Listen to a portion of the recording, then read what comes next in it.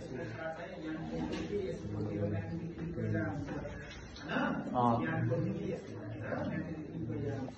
त्यस्तो फिल्डमा लगेर आइरनलाई अनि आइरनलाई राख्नु भने आइरन चुम्बक हुन्छ र आइरन भित्र चाहिँ यहाँ एफ फोर्स चाहिँ म्याग्नेटाइजेसन अफ कोइल त्यस्तो परिस्थितिलाई म्याग्नेटाइजेसन कुनै पनि म्याग्नेटिक मटेरियललाई म्याग्नेटिक फिल्डमा राख्दा म्याग्नेट बनेको फिल्डलाई म्याग्नेटाइजेसन यसैले आइरनलाई एक्सटर्नल म्याग्नेटिक फिल्डमा लगेर राख्यो भने आइरन म्याग्नेटाइज्ड हुन्छ र म्याग्नेट त्यस्तो किसिमको म्याग्नेटिक सब्सटेन्सलाई म्याग्नेट बनाउनको लागि अप्लाई गरिएको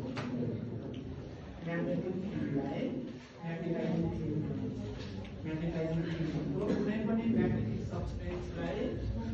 म्याग्नेट बनाउनको लागि अथवा म्याग्नेटाइज गर्नको लागि एक्सटर्नली अप्लाई गरिएको म्याग्नेटिक फिल्डलाई के भनिन्छ